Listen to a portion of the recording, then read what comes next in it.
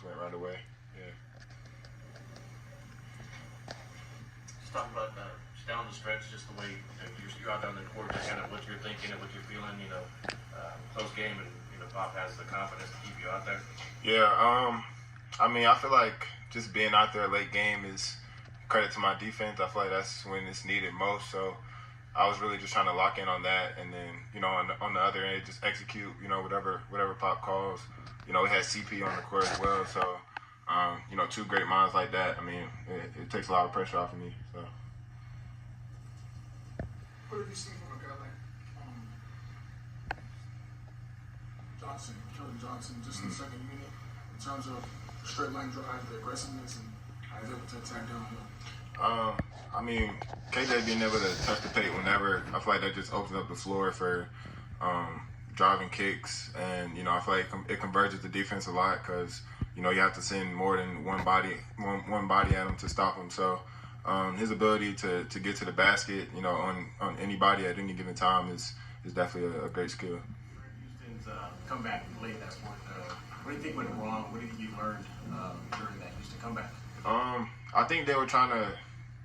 I seen them doing a lot more guard to guard screens. It wasn't something that we were used to, like coming into the beginning of the game. They didn't do it like most of the first half, so that was something that I feel like they adjusted to. So Coach Pop really just helped us on how to defend that, and I feel like we kind of closed it out towards the end.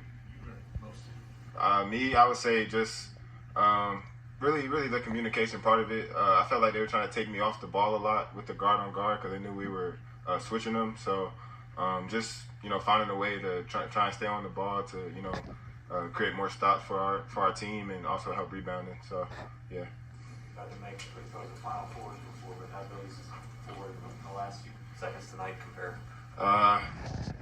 It was a little crazier, I would say. Final Four, I feel like we knew we had that in the bag. So, my first free throws here to close the game, it was definitely something that I was looking forward to. So I was happy that I knocked from there.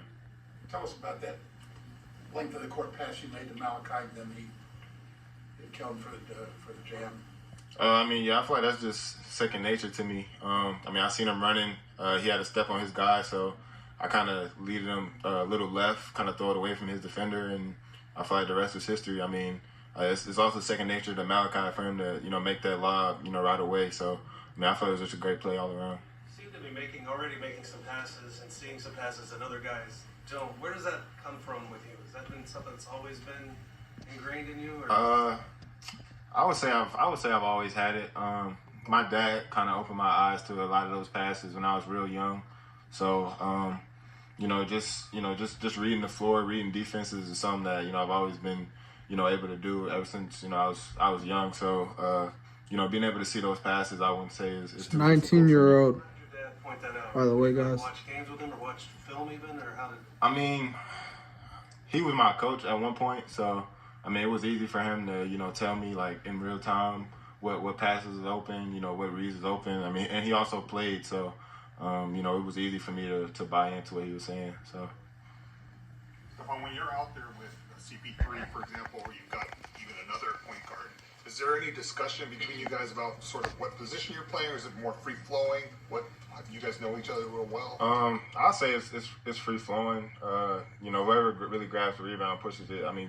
Vic brings it up as well. So it's a positionless league now. So that's the last thing we're worried about when we get on the court together. So I feel like anybody can use a ball screen on our team. Anybody can bring it up. Anybody can screen and roll. So that's not a conversation that we really have. We just play together real free.